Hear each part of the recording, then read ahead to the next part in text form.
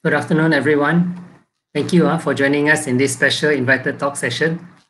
So before we start, can I just kindly remind everyone to please mute their mics during the talk and only switch them on later if you have a question during the Q&A session. Thanks. So this afternoon, we are very fortunate indeed to have the pleasure of listening to our director from UMS Penerbit, Associate Professor Dr. Asmiati Ahmad. So firstly, a very warm welcome indeed to Dr. Asmiati. And thank you so much for so kindly agreeing to deliver this very important talk to our academic staff on the anatomy of a research monograph. Dr. Asmiati, we have 45 minutes to 1 hour for your talk, followed by half an hour of Q&A. So if I may now very kindly invite Dr. Asmiati to deliver her talk. Over to you, Dr. Asmiati. Thank you. Okay, thank you, Prof. Jason. Bismillahirrahmanirrahim. Okay, and very good afternoon to everyone. Okay, I would like to express my gratitude to FKI management, especially yang berbahagia Prof. Abdullah Ghani, the respective Dean of FKI, Prof. Jason, Deputy Dean, RNI, and it never crossed my mind to be here today to talk to you about writing. I'm certain that you guys, especially Prof. Abdullah and Prof. Jason, are more competent and more experienced than me. Beribu-ribu quote citation, rather than kami yang more to publish in a book. But since Prof. Abdullah and Prof. Jason insist that I need to share my little bit knowledge about writing a book, so here I am today. Maybe because of, where is my, I share my,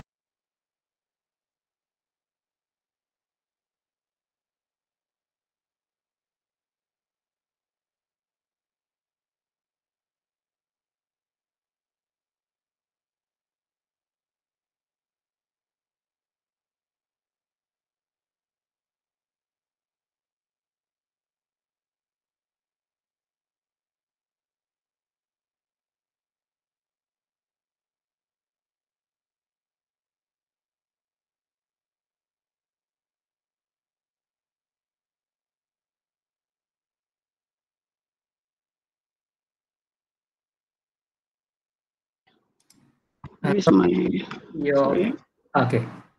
You can you see? Kenapa dia tak boleh small ni? Yeah, can see, Dr. Asmiati. Thank you. Can see the ni? Yes, can see. Okay, sorry. Okay. Can I close my camera? Because I'm stressed. I've never seen your face. I only see my face. It's okay for me if I close my video? Yeah, of course. Yes, okay. No problem. Yes, thank you. Okay.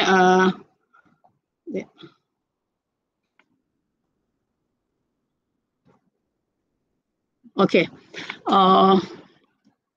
Actually, Prof. Dola and Prof. Jason want me to talk about an anatomy of the monograph itself, but I think it might be less than 10 minutes I can talk about that. So I will give you some overview about book publication and some of UMS publication process. I prefer if we can talk secara santai and not too so formal, because I think all of us already stuck with house post, student marks, LNPT, and so on. And then before I start, we need to know what kind of book we need to publish. Is there any requirement on we need to focus on certain categories? What kind of book we need to publish? Okay, because the book category itself divide to many, and these categories, me myself yang bahagikan, because sometimes kategori dia tu agak sukar untuk kita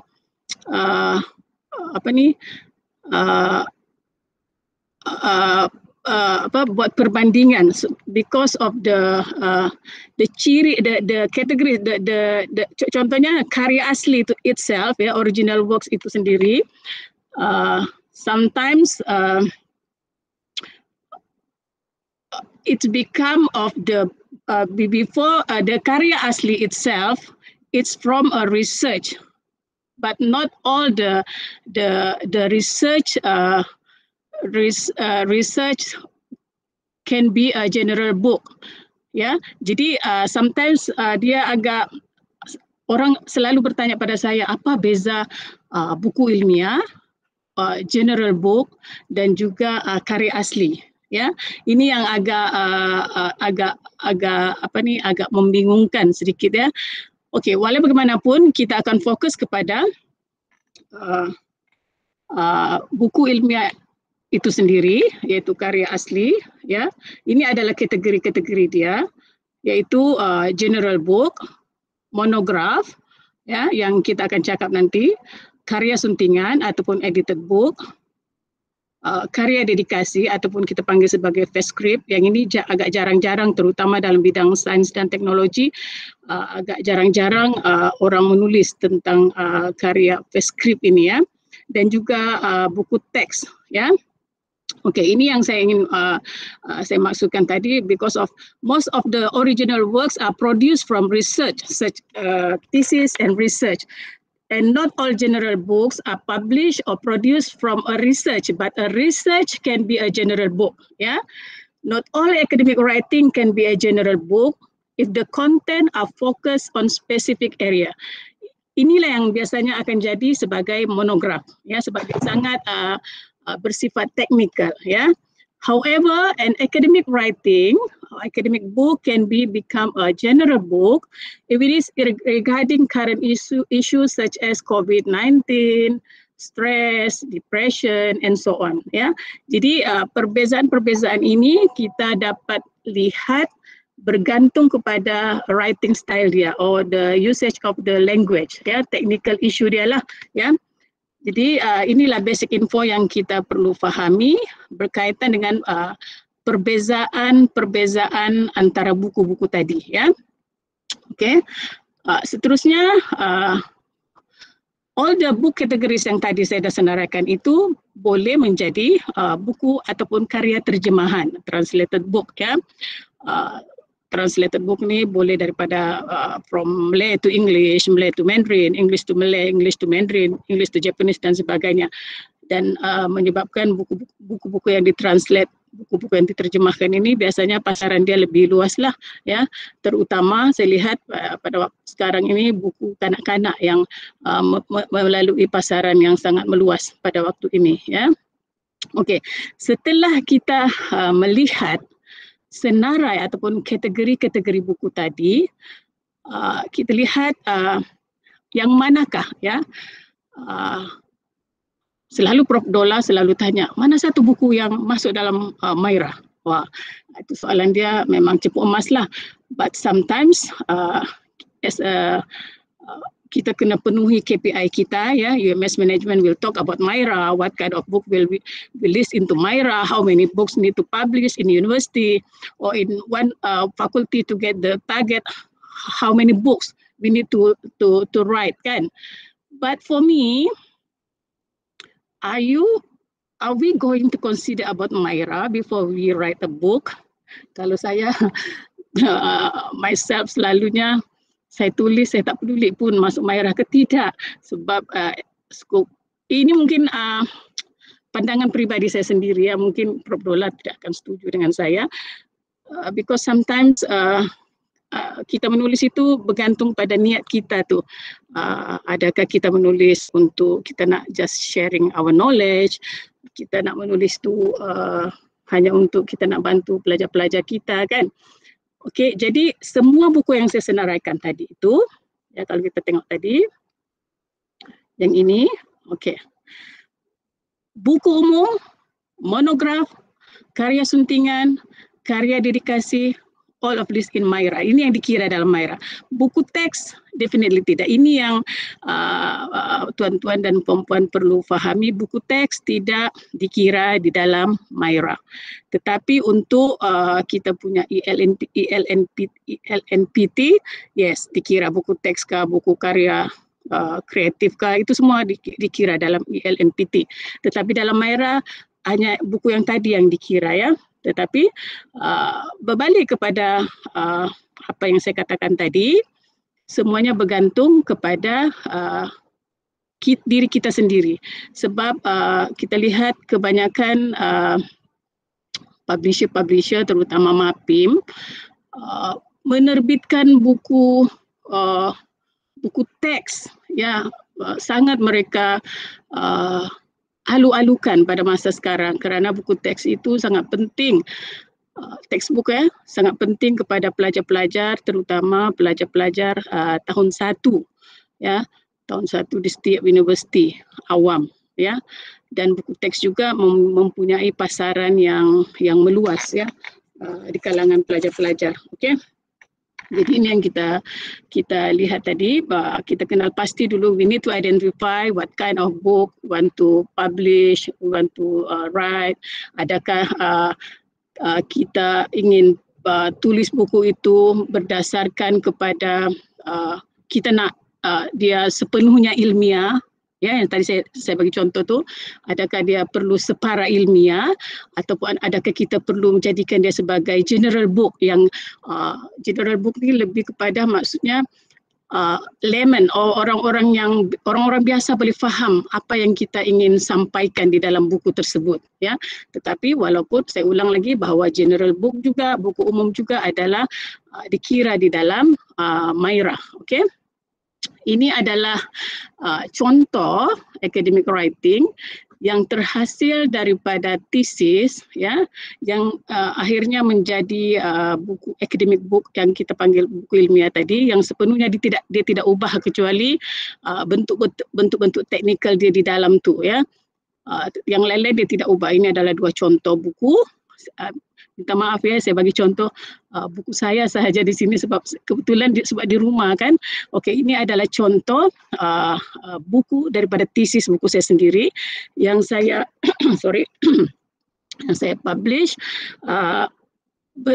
Tidak sepenuhnya akademik secara ilmiah dan tidak sepenuhnya general.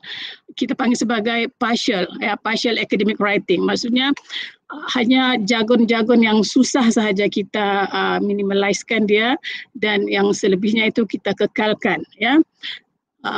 This is an example of the book published from research, okay, yang ditaja oleh sama ada UMS oleh luar dan sebagainya. Ini adalah contoh-contoh buku yang kita terbitkan berdasarkan daripada research, ya, research.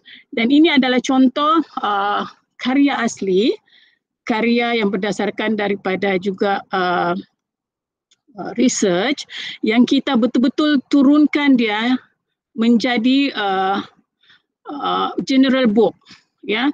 The content of the book as simple as can be read by people out there. Ya, jadi yang ini, benda-benda ini yang memang kita betul-betul ni kan supaya dia boleh pasaran dia meluas dan tidak terhad kepada pelajar-pelajar ataupun koleg kita di universiti. Ya, ini adalah contoh beberapa buku yang daripada research ataupun tesis yang dijadikan buku. Okey. Seterusnya adalah yang kedua adalah buku suntingan, ya.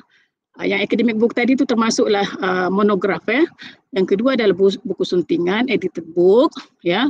A type of a book that consists of several chapters written by different writers which discuss about one specific theme. Okay, so we in UMS publisher, we advise for not more than 3 editors. Ya, and the entire book to be in one language only, tak boleh campur. 5 orang tulis chapter in English, 5 chapter ditulis dalam bahasa Melayu ataupun bahasa lain selain bahasa Inggeris. Ya, ini adalah requirement yang wajib dipenuhi, ya, oleh editor, dan sometimes editor tak berapa faham yang ini, jadi saya ingin kongsi di sinilah, ya. And then editors must also be an authors in at least 1 chapter in the book. Tak boleh dia jadi editor sahaja tanpa ada menghasilkan 1 chapter di dalam buku, ya. Dan editors juga, editors work is to edit and organize the content into a cohesive work within the agreed theme. editors look out for the clarity, coherence, consistency, factual correctness, and communication of the content. Tak bolehlah kumpul-kumpul je lepas tu humban pergi penerbit. Tak mau macam tu. Dia mesti selaraskan, mesti gabung jalinkan setiap bab dengan bab-bab yang lain supaya pembaca dapat memahami isi kandungan buku tersebut. And editors also must write the introduction and conclusion of the book. Ini wajib juga dilakukan oleh editor. Itu tugas editor.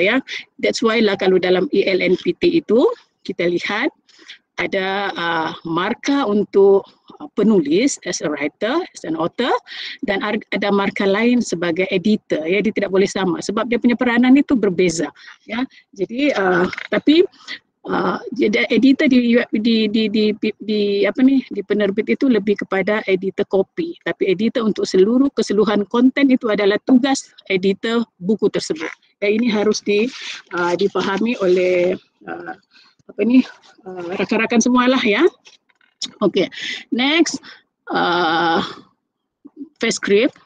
Festscript ni hampir menyerupai edited book. Dia memang edited book pun, tetapi dia ni selalunya Festscript ni adalah kita panggil sebagai karya dedikasi, our dedication to our colleague atau tokoh yang kita sanjung. Biasanya kita hasilkan menjelang persaraan mereka ya, dan di dalam itu ada chapter-chapter yang kita hasilkan according to kita punya colleague punya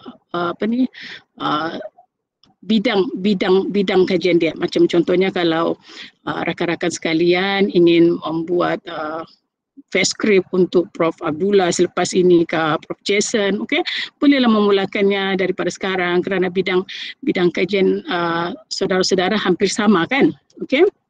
Ini adalah contoh buku textbook yang saya katakan tadi, walaupun tak penting dalam Maira, tetapi bagi saya ia membantu pelajar-pelajar, membantu pelajar-pelajar untuk memahami ilmu yang kita berikan, dan dia di dalam MAPIM ini buku ini sangat digalakkan. Berbanding monograf itu sendiri yang akan kita bicarakan sebentar lagi. Ini juga contoh textbook dalam bidang-bidang kajian tuan-puan. Saya tak berapa pasti sangat tuan-puan punya kajian komputer, data-data semua macam gitulah kan. Macam inilah contoh-contoh buku-buku teks yang famous di kalangan pelajar-pelajar, dan dia laris dijual di seluruh universiti. Contoh. Dan seterusnya ini adalah coffee table book. UMS dulu selalu terbit buku coffee table ni penuh dengan gambar-gambar, dan bagi saya coffee table book ni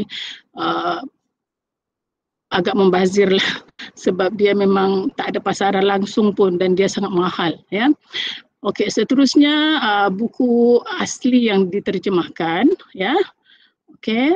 original book, translated book. Dia boleh juga, it can be general book and then it can be children book dan biasanya buku-buku asli ini adalah data-data yang dikutip from the field dan kita boleh terjemahkan dia. Dan mungkin suatu hari nanti kita mungkin boleh bekerja sama mendigitalizekan data-data ini supaya data-data ini tidak hilang daripada warisan, dan kanak-kanak pada zaman generasi sekarang boleh appreciate data-data daripada generasi-generasi lama ini. Itu berkenaan keseluruhan buku yang saya boleh kongsikan kepada tuan-puan, saudara-saudara sekalian. Dan kita direct pada sekarang ni kita pergi pada section kedua, iaitu monograf itu sendiri. Monograf yang saya katakan tadi, sekarang ini monograf ni agak tahun-tahun 90-an, 2000 hingga 2005 macam tu rasanya monograf ini selalu diterbitkan oleh UMS. Lately ni tak berapa sebab mungkin pasaran dia tak berapa berapa menguntungkan ya. Okay, the monograph, the word monograph itself derived from the Greek mono, maksudnya single ya, and grapho to write. Jadi meaning of writing on a single subject. Dia spesifik, monograph ni spesifik subject ya. So monograph is a detailed written study of a single specialized subject or topic devoted mainly for research works, could pose some unsolved problem and may provide detailed explanation of some research paper. Jadi monograph ni it's like artikel yang panjang yang belum diterbitkan dalam mana-mana jurnal, because sometimes jurnal ni 11-12 halaman boleh dah jadi dalam artikel kan. Dan sekarang ni kita lihat artikel pun kadang-kadang 7 halaman pun sudah boleh jadi artikel. Tetapi untuk monograf dia ni agak panjang sedikit lah, dan dia biasanya lebih panjang. Kalau nak katakan berapa panjang minimum monograf ni, saya prefer saya tulis di sini minimum 2000 words ni, because of including table and diagram ya, because of untuk UNESCO, untuk satu buku dikira sebagai satu buku, dia hanya minimum requirement dia adalah 49 halaman. Jadi saya kira kalau 20 patah perkataan itu hampir menyamai 49 halaman macam tu. Jadi tak payahlah nak besar sangat ya monograf itu. Okay, dan monograf can be read by one or more authors. It depends on research yang kita kendalikan lah. Sometimes adakah research yang kita buat sendiri? Mungkin ada, mungkin sekarang mungkin agak kurang kan. Kita selalu at least research kita tu mungkin 2 ataupun 3 orang, dan semuanya termasuklah. Dia ni monograf ni dia hampir sama dengan laporan penyelidikan lah. Cuma laporan penyelidikan itu mungkin dia agak, laporan penyelidikan tu kadang-kadang dia punya subject matter tu lebih besar, tapi monograf ni fokus pada satu subjek sahaja ya. Okay, itu perbezaan dia. Okay, karakteristik of a monograph, dia mesti ada ISBN. Kita tahulah ISBN ini adalah standard ya, international standard book ya, yang kita wajib ada supaya dia boleh dipercayai credibility dia, dan juga based on research. Dan of course monograph ini lebih fokus to show finding yang kita dapat daripada research kita itu. Okay, dan biasanya tadi saya dah nyatakan monograf ini jarang-jarang diterbitkan. Kalau untuk di Malaysia lah, kalau di luar negara mungkin masih lagi relevan. Jadi selalunya monograf ini disebabkan pasaran yang terhad, kita selalu print dia limited edition, print on demand. Hanya kolik kita yang berminat sahaja yang akan kita bagi, ataupun pelajar-pelajar. Dan luckily untuk UMS, saya telah memohon supaya TNC meluluskan kita membeli atau menyewa mesin percetakan, mesin cetak, berbanding kita hantar buku kita untuk cetak di luar dan harganya lebih mahal. Jadi kita boleh print sendiri mengikut keperluan kita ya. Ini mungkin sebagai simpanan lah kan ya, simpanan kita. Dan selain daripada itu, kita juga boleh print dia secara e-book ya, publish buku kita, monograf kita tu secara e-book ya. Dan monograf juga bukannya berbentuk bersiri ya, walaupun kita kata siri monograf, sometimes kita lihat siri kenapa pula kata monograf tak bersiri sedangkan ini ada siri monograf. Itu maksudnya kita buat monograf itu secara bersiri, bukanlah maksudnya monograf siri 1 tu sama dengan monograf siri kedua, tidak ya. Tema dia tu berbeza-beza, tetapi mungkin tahun ini siri 1, monograf siri 1, tahun depan monograf siri 2, tetapi fokus kajian dia tu adalah berbeza-beza. Mungkin bermula daripada tahun ini FKI boleh membuat siri-siri penerbitan monograf ya, berdasarkan daripada mungkin kajian-kajian yang tuan-puan lakukan based on research, ataupun daripada sebahagian, bukan semua ya, sebahagian daripada tesis. Tak kira lah tesis di peringkat masters yang belum diterbitkan ke, ataupun tesis di peringkat PhD ya. Kita tahu bahawa penulisan kita itu selalunya memang tidak bermakna jika kita tak menghantar tesis. Bukanlah maksud saya meng-underestimate orang yang tak habis PhD, tidak. Maksud saya apa-apa yang kita tulis itu hanya akan bernilai ketika kita menghantar tesis itu kan. Jadi demikianlah juga tesis kita itu hanya akan bernilai apabila kita telah menerbitkannya untuk dikongsi kepada rakan-rakan kita yang lain ya. Kita jangan rasa rendah diri, orang kata apalah buku kamu ni macam berhabis saja kan, buku kamu ni macam sampah. Okey, kalau kita jangan rasa rendah diri dengan persepsi-persepsi sedemikian, kerana sekurang-kurangnya kita telah menghasilkan buku. Dia yang cakap itu ada buku ke tidak. Okay? Dan sekurang-kurangnya itu jadikan dia sebagai satu challenge, satu cabaran, ya, bukan satu masalah, untuk kita memperbaiki lagi penerbitan kita pada masa akan datang. Dan orang yang komplain itu pun, kalau dia rasa apa yang kita tulis itu tak betul ataupun salah, suruh dia tulis balik untuk counter back apa benda yang dia dianggap salah. Okay? Jadi bagi saya simple. Benda-benda macam ini kita harus semangat ya untuk menghasilkan karya. Kita jangan rasa rendah diri ataupun kita rasa takut-takut, kita rasa macam kita tak mampu dan sebagainya. Okey. Okay, sorry ya, saya membebel sedikit. Minta maaf. Okey, ini monograph structure. Kita kena faham. Okey, ini dia adanya front matter yang kita selalu sebut sebagai preliminaries ataupun prelim. Prelim of the books, ya. Okey, ada body matter, teks dia lah, ada end ataupun back matter. Okey, jadi preliminaries ini mengandungi title page ya.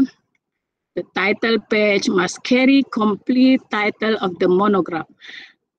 Basically, title of a monograph ni agak unik sikit berbanding dengan tajuk-tajuk buku yang lain, kerana monograf ni sebab sifatnya technical dan sifatnya tu basically from the research, sometimes dia lebih panjang dan memang agak tak berapa catchy lah, tak macam buku-buku general itu kan, dia mesti ada catchy dia supaya menarik minat orang lain untuk membeli buku. Tetapi kalau monograf ni dia panjang lebar lah, itu biasa ya, tajuk dia tu panjang lebar. And then dedication, ini boleh optional lah ya. The author and author should it be desire, maybe dedicated to my father, to my beloved wife or whatever lah. Okay. Table of the contents, the must contain elaborate list of the contents for convenience of readers indicating the page number of each title appearing. Okay. Jadi ini benda-benda semua ni kita mesti buat ya. Because sometimes orang hantar sedombok punya manuskrip tu daripada pendahuluan sampai rujukan tanpa ada prelims. Jadi ini yang kadang-kadang melambatkan proses penerbitan kita, sebab kita kena pulangkan lagi kepada authors untuk baiki ya. List of illustration include figures, abbreviation, specifically is used in the text ya, dan selalunya should be listed in alphabetical order ya, kalau ada di dalam itulah preface ya. Section explain the author's experience for writing this book, how he or she intended to write a book on specific subject or topic, and then maybe sometimes they will write acknowledgement, but sometimes acknowledgement and preface ini kita gabungkan, ya, sebab preface and acknowledgement tu sometimes dia dalam satu ataupun 2 halaman macam tu lah, jangan panjang-panjang sangat, ya. Selalunya kita gabungkan, ya. Dan introduction juga sometimes dia masuk dalam prelim, ya. It depends on how long your punya introduction. Ada orang introduction dia tak panjang sangat. Kalau macam 1 hingga 2 halaman sahaja, kita boleh letak dia dalam prelim. Tetapi kalau pendahuluan dia itu berjela-jela, hampir menyamai teks dia tu, kita masukkan dia di dalam teks, ya, sebagai bab pertama pendahuluan itu, ya. Jadi bergantung kepada kepanjangan introduction yang kita ingin tulis itu. Okey, saya cari contoh-contoh monograf di UMS, sebab sekarang ni lately memang orang jarang sangat tulis monograf, kecuali mungkin yang diterbitkan di luar, ya. Saya tak jumpa yang exactly sama apa benda yang saya dah nyatakan di sini, tetapi sini ada contoh yang baru terbit, masih panas lagi, ya. Ini example of the monographs, table of content yang ditulis oleh ni grup wanita daripada Marine, ya, Fakulti Marine, Sains Marine, ya. Lihat grup wanita ini menulis tentang kerapu, ya. Tengok dia punya prelim ni, ini prelim dia, ya. Ya, inilah ini prelim, ya. Contoh table of content inilah semua secara keseluruhan. Okey. Okey, ini adalah satu contoh juga. Selalunya monograf ni kalau di UMS bidang sains sosial dan kemanusiaan yang selalu buat, ya. Agak jarang-jarang saya lihat monograf, bukan jarang-jarang, tak jumpa pun. Atau kesilapan saya sendiri tak menemukan monograf daripada bidang sains, kecuali yang tadi baru muncul tadi, kerapu itulah. Ya, kita lihat ini contoh nelayan artisan di Sabah. Okey. Di sini ni terbit beberapa tahun yang lalu. Di sini siap ada kata aluan, ya. Jadi saya telah merahkan dia. Bagi saya kata aluan itu mungkin sebab dia dalam acknowledgement pun kita sudah nyatakan kita punya penghargaan kepada orang yang memberikan kita dana, kan. Jadi dalam sini sebenarnya tak payah kata aluan pun. Dan kata-kata aluan ini buat penat kita je sebagai author, sebab kata aluan kalau menteri apa segala kita juga yang kena buat pun, bukan mereka yang kena buat, kecuali lah mereka buat dan bagi kita, ya, sebagai satu penghargaan dan sebagainya. Tapi jadi ini saya jangan jadikan dia contoh. Cuma saya nak tunjukkan saja, dan yang kata aluan tu saya tandakan di situ, ya. Okey, ini juga satu contoh. Ini ditulis oleh pensyarah PPIB. Tengok panjang berjela dia punya tajuk, ya.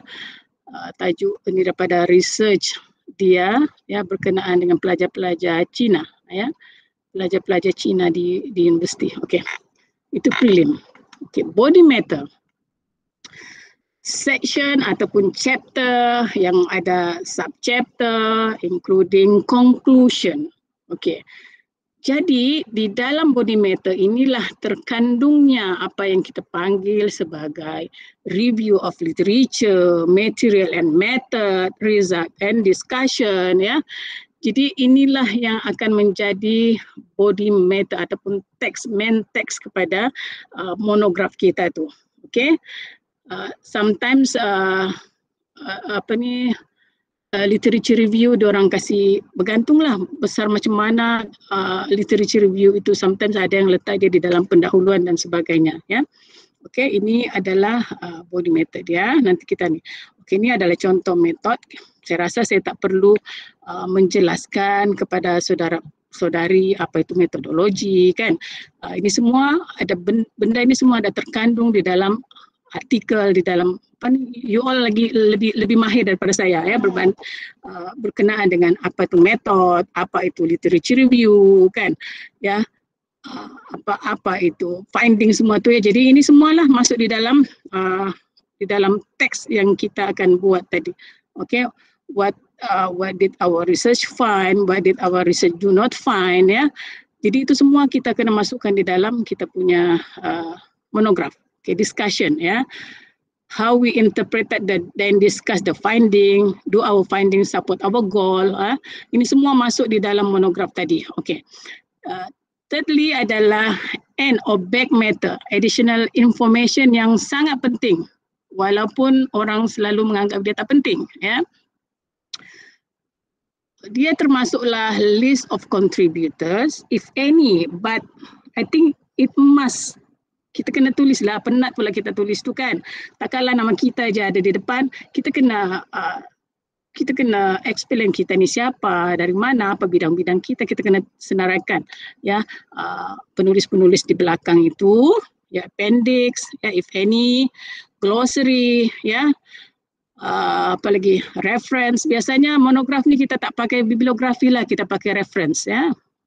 Tuan-tuan dan puan-puan mesti tahu apa perbezaan reference and bibliografi kan. Reference tu sama juga dengan apabila kita menulis artikel dalam jurnal, apa yang ada dalam teks mesti ada di dalam rujukan. Apa yang ada dalam rujukan mesti ada di dalam teks. Itu undang-undang hukum mati lah kan. Berbeza dengan bibliografi. Bibliografi ni sometimes buku yang kita tak baca zaman bila, tetapi kita tahu idea itu daripada buku tersebut, tetapi kita tak ingat exactly halaman berapa bukunya atau tahun berapa buku ini, tetapi kita tak tahu, kita boleh letakkan dia sebagai bibliografi. Iaitu beza antara bibliografi dan juga reference, ya. Dan juga index. Yes, index. Index ini selalu orang anggap tak penting.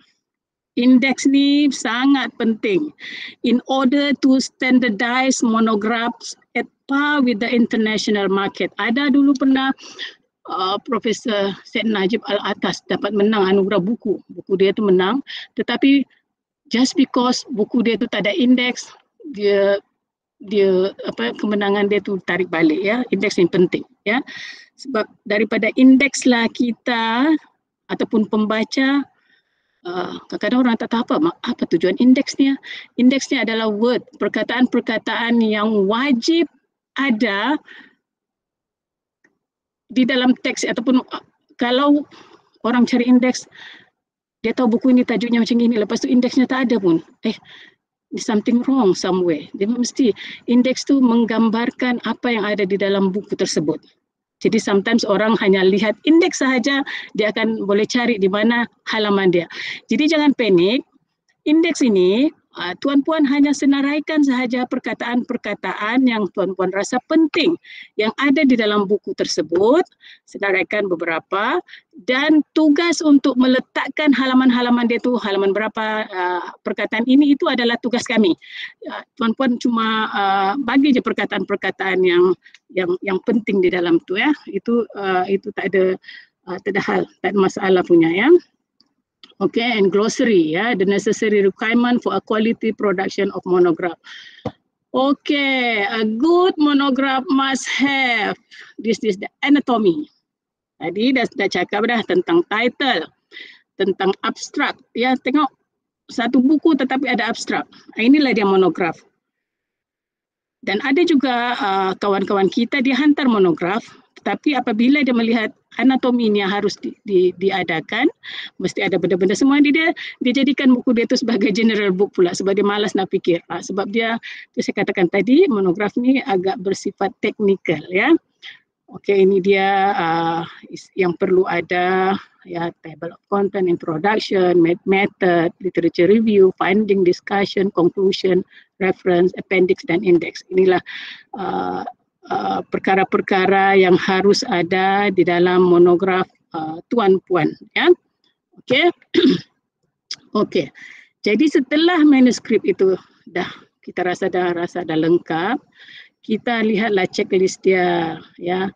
Apa benda copyright material dia tu, copyright owners have been contacted, legal documentation regarding waiver, permission, payment of copyright are handled according to the law.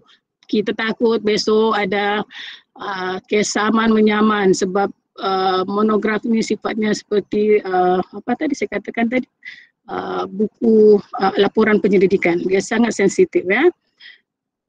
Isu plagiat, sumber-sumber rujukan yang kita ambil itu mesti dapat permission, walaupun daripada internet itu tuan-puan mesti tahulah gambar dan sebagainya, ya. And then commitment of the publisher and writer is much needed in order to finish the book. Jangan lepas hantar-hantar je, lepas tangan macam tu je, ya.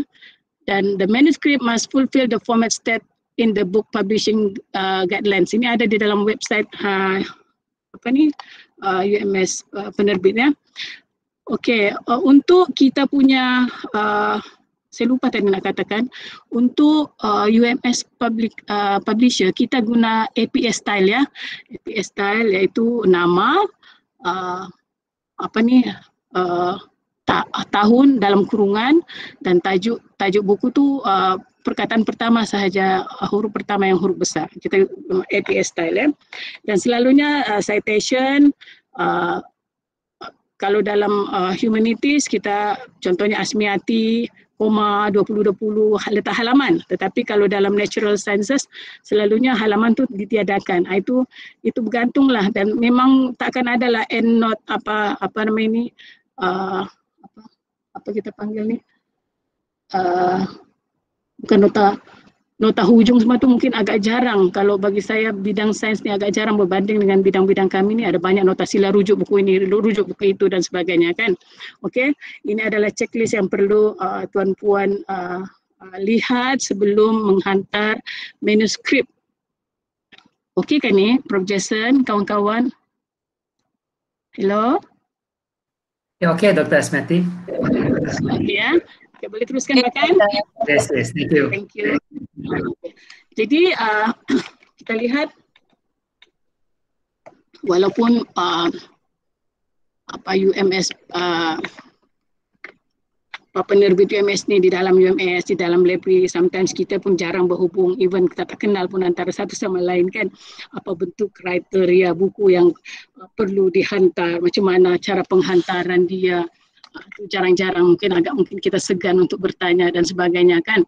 Jadi selalunya untuk UMS publication policy selalunya untuk sumber perolehan secara terancang, selalunya kita sudah decide di peringkat JFPIU dan penerbit, ya. Biasanya kita akan ada tema-tema bergantung kepada majlis ataupun acara di universiti, tapi sekarang ni agak jarang sudah ni. Kita di penerbit agak jarang memperolehi sumber-sumber perolehan secara terancang begini, ya. Selalunya kita dapat sumber secara tidak terancang, iaitu kawan-kawan kita di fakulti tulis, "Hello, Dr. Asmiati, bolehkah terbit buku?" Saya kata, boleh tak boleh itu bukan bergantung pada saya. Ada manuskrip, kita boleh terbit. Jangan kata saya nak hantar, macam kawan-kawan kita nak hantar artikel dalam jurnal, kan. Hantar je lah. Lepas tu kita akan proceed ikut prosedur yang ditentukan. Sama juga dengan manuskrip. Kita hantar awal, ada duit, semua kita proceed, ya. Semua kita proceed, bergantung pada lambat macam mana kita membetulkan buku kita itu. Kalau macam sampai satu tahap itu dia belum lagi sampai, sedangkan kita harus cetak buku tersebut dan dia belum hantar, kita akan ganti dengan manuskrip orang lain. Macam itulah dia. Kita tak ada sistem queue yang spesifik. Saya tak cakap kamu punya ni dah terlambat. Tetapi kalau macam A tu mengantar awal tetapi dia tidak baiki mengikut tempoh masa yang ditetapkan, kita akan tukar dengan orang yang hantar kemudian tetapi dia telah membaiki manuskripnya itu lebih awal, ya. Jadi ini semua ni kita boleh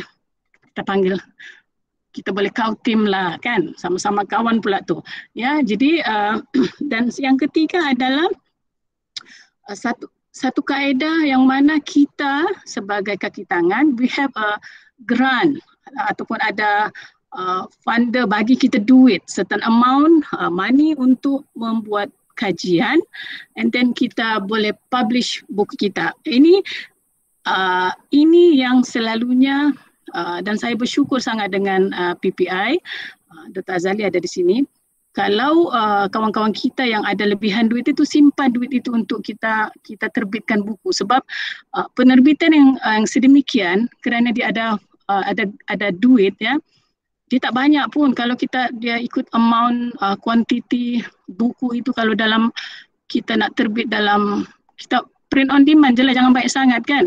Dalam 5,000 naskah tu, 5,000 ringgit dalam 200 naskah kita boleh dapat, ya, dalam lingkungan range dia dalam 200 halaman.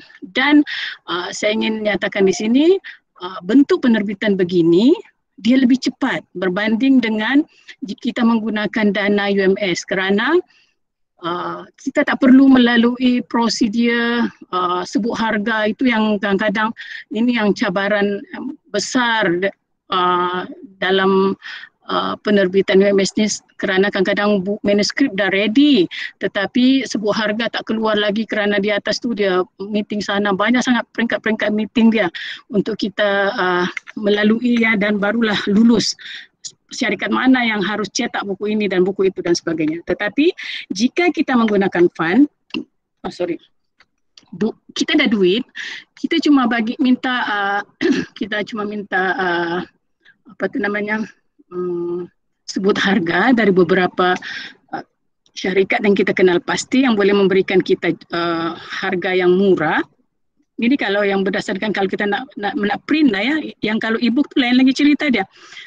Jadi kita sudah ada ni, jadi apabila kita sudah selesai editing tu kita terus hantar, kita tak payah lagi melalui, sebab kita ada duit sudah, kita ada duit untuk print buku tersebut ya.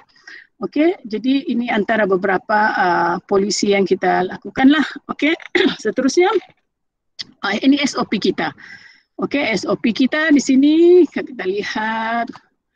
Okey, mula-mula kita harus sending the manuscript via online or printed, because sometimes ada reviewer ataupun kita panggil apa namanya evaluators ni, dia tak mau evaluate kita punya manuskrip tu dalam bentuk apa ni online ni, dalam bentuk apa ni, dia mau juga yang apa ni, yang old school lah ni, yang dia nak juga bercetak, mata dia sakit lah, apa macam-macam lah dia punya alasan kan ya. Sebab memang ya itu kita akui, sebab ada orang yang tak tahan dengan melihat komputer.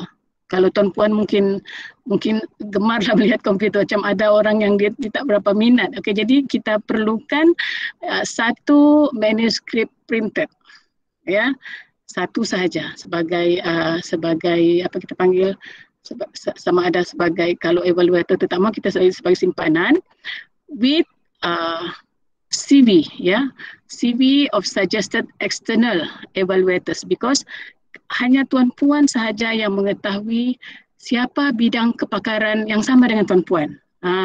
Walaupun kita lihat di sini adalah macam tak bias ke, kita pilihlah kawan-kawan kita yang kita rasa boleh membantu kita untuk improvekan kita punya manuskrip tu.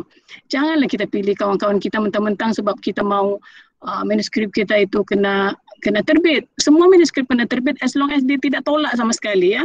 Tetapi kita mahulah manuskrip kita itu dikomen, ditambah baik, diberikan cadangan-cadangan supaya dia bertambah baik dan sebagainya. Dan CV itu pun kita sebenarnya minta 3 CV, dan pihak kami akan memilih salah seorang daripada 3 calon itu bergantung kepada kepakaran dan juga cara dia berkomitmen lah. Ya, sometimes ada kita hantar satu, dia ada akun sampai 1 bulan, 2 bulan tak balik-balik juga dia punya komen kan, itu melambatkan lah. Jadi dia bergantung. Jadi bayaran evaluators juga bergantung kepada kecepatannya menilai, dan juga bergantung kepada banyak mana dia menilai artikel buku tersebut. Ada yang dia komen-komen sikit-sikit je, ada yang dia tanya habis-habisan. Ya, bergantung kepada ni. Okey. 3 luar dan juga dalaman. Dalaman ni selalunya kami sendiri akan pilihlah bergantung kepada bidang-bidang yang tuan-puan ceburi. Okey. Dan yang ketiga tu approval from DIN ini, jangan risau, kalau dulu mesti ada surat iringan ya, surat iringan daripada dekan atau wakil dekan, biasanya Deputy Dean RNI lah. But now kita sudah buat satu publication request form. Di dalam itu orang itu sudah ada tanda tangan dekan atau wakil dia untuk approve, sebab ini pun kita penting sebagai kita punya record kan, record penghantaran manuskrip, supaya nanti kalau ada kes-kes kehilangan ke, kelupaan ke dan sebagainya, kita ada record ya. Jadi lepas tu sama kita akan hantar kepada penilai sama ada reject. Tapi sepanjang pengalaman saya di UMS ini, reject ni tak pernah lah. Dan malah saya pernah reject satu artikel. Kejam betul saya masa saya reject satu artikel pula dah, satu manuskrip, sebab saya rasa macam manuskrip tu tak ni. Tetapi UMS, penerbit UMS tetap juga berhati baik terbitkan, as long as penulis itu membaiki mengikut komen-komen yang ada di dalam borang tersebut, ya. Dan apabila kita dah menerima, report will be written and authors need to make improvement. Di sinilah juga cabaran buat saudara sekalian, cabaran juga kepada kami. Bukan masalah lah, saya anggap ini sebagai cabaran. Masalah ni berat sikit. Ya, sebab kadang-kadang melihat kepada borang, kadang-kadang ada yang bersemangat, ya, berkembang subur semangat dia untuk membaiki cepat-cepat. Ada yang baca nampak je borang, dia dah hilang, patah semangat, terus tak nak menulis lagi. Tak maulah macam tu, ya. Dan dia pun ataupun dia bukan berdasarkan daripada komen-komen itu, dia dah mungkin banyak komitmen lain untuk dia lakukan, dan akhirnya buku dia itu pun lenyap, ditelan masa. Dan ini banyak rekod-rekod saya kena bersihkan, sebab ada banyak buku-buku yang dijanji untuk diterbitkan, tak muncul-muncul. Jadi kita senarai-senarai macam gini ni, yang pending ni, kita tanya penulis nak teruskan atau tidak, sebab kalau tak nak teruskan, kita nak bagi peluang orang lain untuk isi kekosongan tersebut, ya. Jadi saya harap tuan-puan faham jika rasanya macam kita dah terlebih daripada masa yang ditetapkan untuk buat penambahbaikan, kita mungkin boleh telefon sajalah ataupun email, minta maaf saya perlukan masa. Mungkin as long as kamu punya data itu tidak ketinggalan zaman lah kan. Kalau macam masih lagi boleh carry forward to next year, kita bolehlah buat macam tu. Mungkin tahun depan lah baru saya terbit buku ni. Mungkin tahun ini saya nak fokus untuk subjek lain dan sebagainya. Okay. Jadi editing prosesnya juga mengambil masa, bergantung, depends on authors lah dan juga editor. Sebab kita orang di penerbit ni hanya 2 ketul je editor dia.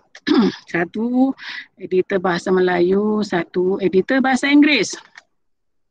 Jadi saya harap sebab kita dalam bidang kita masing-masing, kita lebih tahu apa benda yang kita tulis. Jadi mungkin kita boleh mengurangkanlah dari segi kesalahan, kesilapan dari segi ayating dan sebagainya itu, sebab perkara-perkara patutnya bukanlah kerja editor kopi untuk lakukan.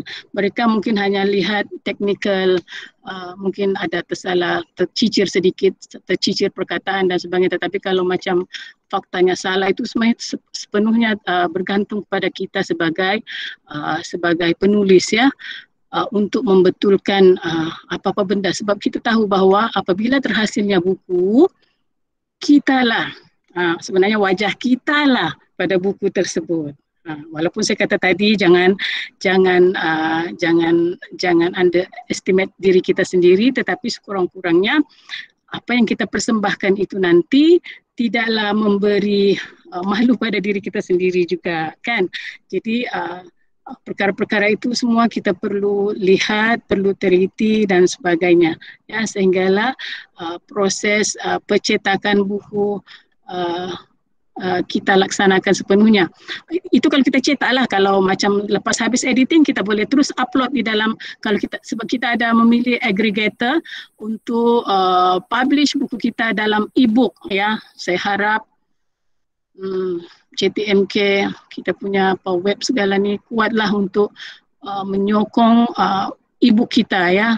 Sebab kadang-kadang jangankan e-book, kita punya journal pun goyah, ya, asyik kena serang, ya. Jadi saya harap apa yang saya kongsikan pada hari ini dapat memberi sedikit info kepada tuan-puan sebab saya ini bukanlah pakar, yang pakar adalah Prof. Abdullah. Dia adalah pakar segala pakar, tetapi dia kata dia perlukan bomoh daripada luar untuk membantu kaki tangan dia. Saya bukan bomoh, saya ahli sihir. Ya, saya harap saya tidak menyesatkan tuan-puan dengan apa yang saya kongsikan pada petang ini. Jadi jika ada sebarang persoalan, saya mengalu-alukan. Jika saya tak boleh jawab pada petang ini, saya ada email, saya ada nombor telefon yang boleh dihubungi, ya, untuk kita sama-sama membantu, ya, untuk membantu tuan-puan untuk menghasilkan sebuah karya.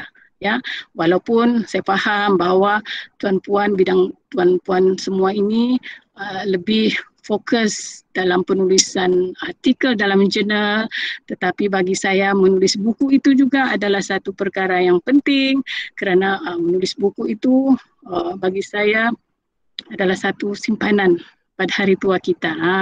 Besok apabila kita ada pension, kita tengok buku kita ada, anak-anak kita boleh tengok buku kita. Dia berbeza dengan artikel dalam jurnal. Kita kena buka laptop, buka apa semua handphone baru kita boleh nampak kan. Tapi kalau buku tu kita boleh tunjukkan, ya, show to the people. Okay. Inilah hasil karya saya sepanjang saya menjadi seorang pensyarah. Ya, sekurang-kurangnya. Okay. Terima kasih Prof. Jason, tuan-puan semua di atas masa yang telah diberikan kepada saya. Saya harap saya telah membantu sedikit sebanyak tuan-puan dalam hal ini. Terima kasih. Thank you so much, Dr. Asmiati. So that was very informative. So I'm sure we have learned a lot. Now I'd like to open for Q&A. So if anyone has any questions they'd like to ask Dr. Asmiati, I think this is a good opportunity to ask about UMS Penerbit because we have very lucky to have the director here. So any questions about publishing a book through UMS Penerbit, please?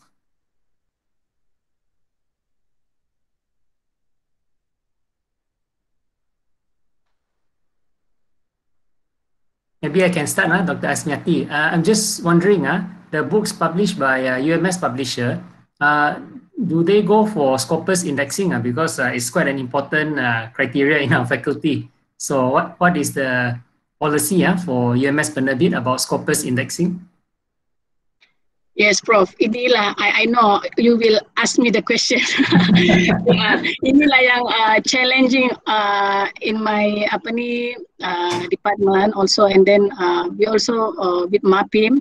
Kita sekarang dalam proses mencari macam mana caranya kita untuk, sebab tidak semua penerbit, terutama penerbit di Malaysia ini dapat Scopus kan, dia tidak macam Springer dan sebagainya. Kita masih dalam rangka mencari-cari macam mana caranya kita nak membuat indexing dalam Scopus ini. Tetapi saya ingin nyatakan di sini bahawa kita telah juga mengorak langkah, kita telah membuat kerjasama MOU dengan Carnage Publication yang di Singapura tu kan. Kita dah sign agreement MOU kalau macam untuk supaya pasaran kita lebih meluas dan buku kita tu dapat diindekskan.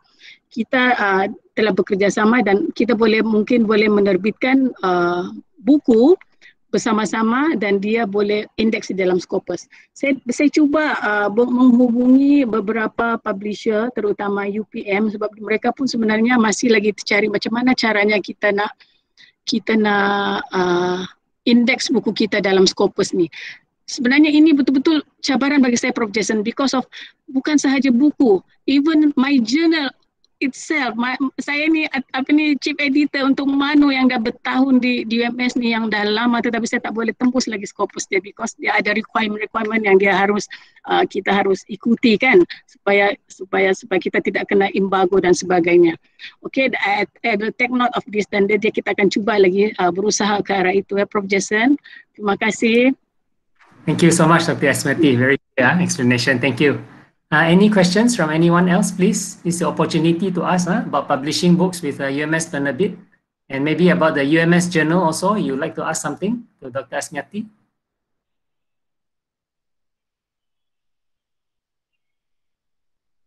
Assalamualaikum, Dr. Asmiati. Terima kasih, Prof. Jason. Salam. Boleh tanyakan nih? Cubit nanti karang. Enggak lah. Nah, mau tanya dia punya ada ISBN juga kan kalau monograf nih? Ada tadi. Monograf mesti ada ISBN. Oh, tadi saya Wajib. masuk lambat. Enggak apa, Saya masuk boleh. lambat. Mau tanya yang benih, soalan-soalan saja benih. Oke, apa? Macam mana Mesti kalau ada monograf ya. Sorry? Macam mana kita mau bedakan buku dengan monograf? Buku. Itulah yang saya kata, monograf ni tadi, Spaci ni dia terpaksa lah saya membentang sekali lagi ni. Ringkasnya Pak. Monograf ni monograf ni secara dasarnya monograf ni spesifik isu, satu. Yang kedua, dia lebih teknikal sifatnya berbanding dengan buku. Tadi saya dah katakan, buku ni terbahagi kepada academic book yang macam thesis, tak cuma kita ubah sahaja dia punya literature review tu, kita kurangkan dia supaya dia jadi buku yang mudah difahami. Berbanding dengan monograf ni sangat teknikal. Ya, tadi saya dah bagi dia punya anatomi. Dia hampir sama dengan laporan penyelidikan. Hampir sama tetapi tidak sama. Oke. Satu lagi, ini alas Dr. Asmiati. Sorry yang banyak tanya pula nih. Kita ada contoh kayak kalau kita punya ataupun ada rekod kita pensyarah kita di sini yang kombuat dia punya tesis kepada monograf. Sebenarnya itulah ada. Sebenarnya saya sebenarnya tercari-cari buku saya, itu betul-betul monograf yang saya buat tahun 2001. Monograf yang pertama saya tulis masa saya mula masuk universiti, tetapi buku itu telah habis. Jadi itulah adalah contoh monograf, siri monograf yang kita terbitkan di PPIB. PPIB dulu dengan fakulti, fakulti ni sebab dia asyik tukar nama jadi saya selalu lupa lah nama dia. Fakulti apa benda tu? Apa fakulti tu? Kemanusiaan tu. Sekarang whatever lah nama dia sekarang ni. Jadi dia ada siri monograf. Maksudnya tesis yang dihasilkan terutama tesis peringkat master sebab dia tak terlampau tebal sangat kan. Dia tak tebal sangat dalam 50 ke 100 ataupun hingga 200 tu banyak bagi saya. 50 ataupun 80 ke 150 halaman itu sudah cukup banyak untuk sebuah monograf. Monograf ni tak payah kita nak tebal-tebal sangat sebab dia dah lah tak laku kan. Membazir je. Jadi saya rasa 50 halaman ke 80 halaman tu cukuplah untuk sebagai sebuah monograf. Contoh dia tu sebagaimana yang saya katakan tadi, dia mesti ada segala benda-benda yang saya telah nyatakan di sini.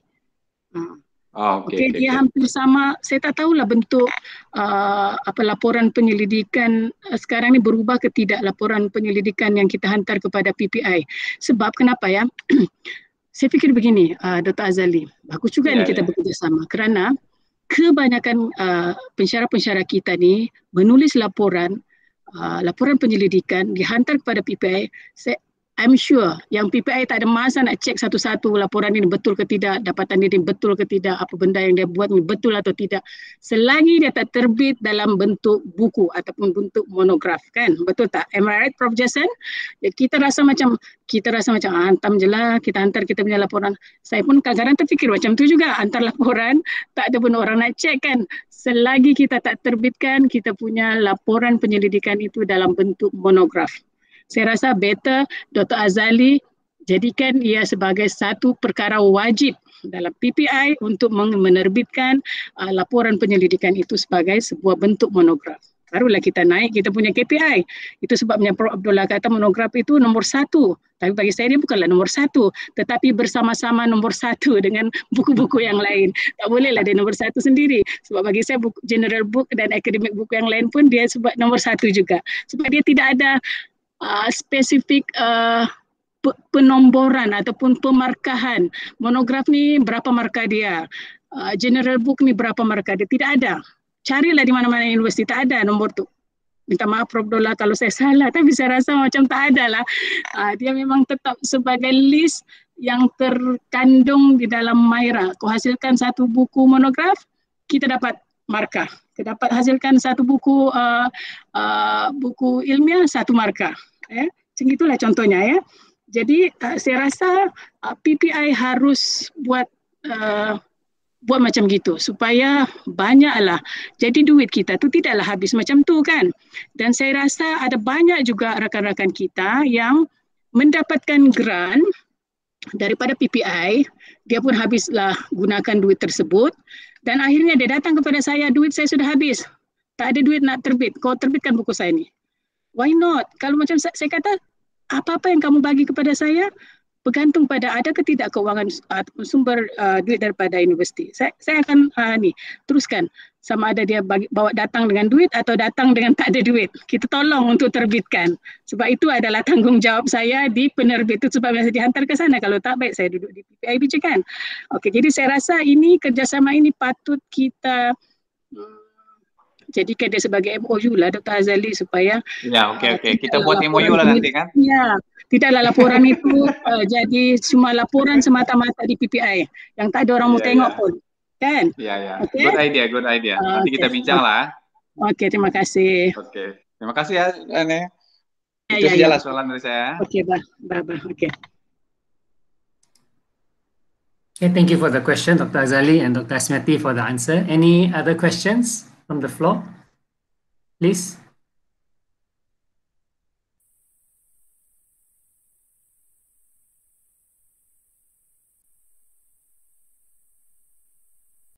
No more questions?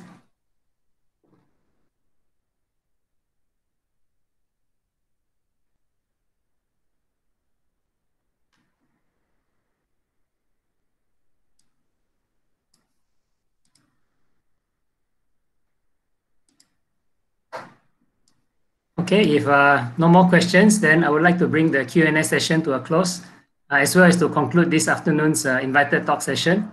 On behalf of the Faculty of Computing and Informatics, once again, I'd like to thank very much our speaker, Dr. Asmiati, for so kindly agreeing the time and effort to prepare and to deliver the sharing session on anatomy of a research monograph. Thank you so much, Dr. Asmiati. Thank you everyone for attending this talk this afternoon. Thank you again and goodbye. Have a nice day. Bye. Terima kasih. Thank you so much, Professor. Thank you.